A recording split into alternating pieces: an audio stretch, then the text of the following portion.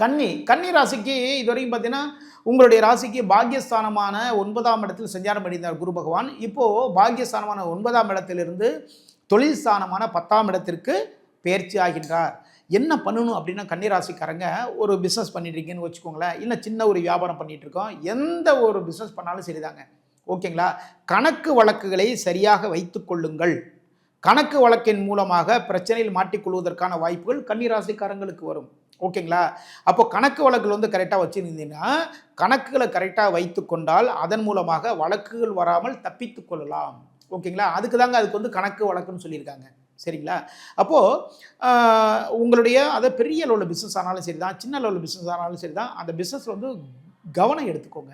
அது மாதிரி உங்களுடைய கம்பெனியில் வேலை பார்க்குறவங்களுக்கு உங்களால் முடிந்த அளவுக்கு உணவுகள் வாங்கி கொடுங்க, தண்ணீர் பாட்டில் வாங்கி கொடுங்க.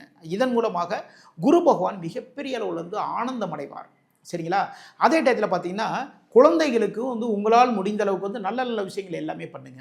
குரு பகவானுடைய 5ஆம் பார்வை உங்களுடைய ராசிக்கு 2ஆம் இடத்தில் பதிகின்றது. வாக்குஸ்தானம், குடும்பஸ்தானம், வருமானம். உங்களுடைய பேச்சுக்கள் மூலமாக வருமானம் அதிகரிக்கும்.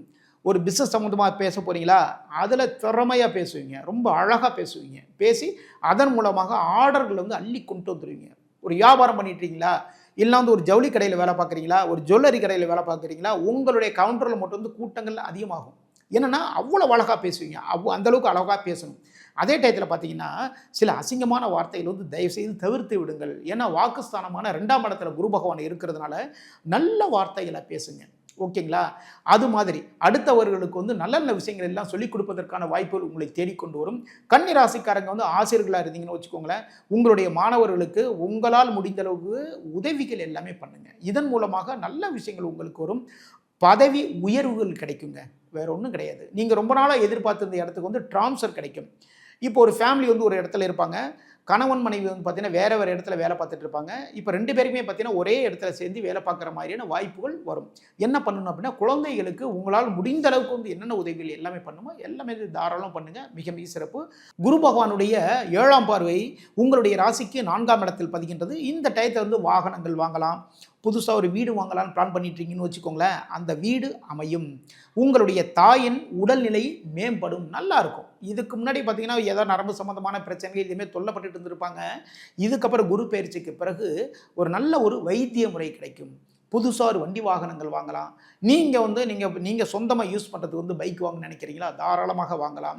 ஒரு விவசாயத்துக்கு ஒரு லேண்டு வாங்கணும்னு ரொம்ப நாளாக பிளான் பண்ணிட்டு இருந்தீங்களா, தாராளமாக வாங்கலாம். அதற்கான அமைப்புகள் எல்லாமே இந்த டைத்தில் குரு பயிற்சிக்கு பிறகு உங்களுக்கு கிடைக்கும். பண வரவுகள் அதிகமாகும். குரு பகவானுடைய 9ஆம் பார்வை உங்களுடைய ராசிக்கு 6ஆம் இடத்துல பதியுதுங்க. கடன் தொல்லைகள் குறைவதற்கான வாய்ப்புகள் இருக்குது. கடன் தொல்லை குறையுதுன்னா அப்போ புதுசாக பிஸ்னஸ் ஸ்டார்ட் பண்ணுங்க. பிஸ்னஸில் ஆல்ரெடி பிஸ்னஸ் பண்ணிட்டுறவங்களுக்கு பார்த்தீங்கன்னா லாபங்கள் அதிகரிக்கும், ஓகேங்களா?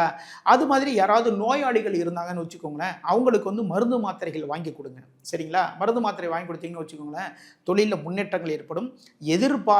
எதிர்பாராத லாபமும் உங்களை தேடி கொண்டு வரும். எதிரிகளுடைய தொல்லைகள் விலகுனாலே போதுங்க, நம்ம பிஸ்னஸ் வேறு லெவலில் வந்துடலாம். அப்போது இந்த விஷயத்தை எல்லாமே கரெக்டாக பாயிண்ட் அவுட் பண்ணிக்கோங்க.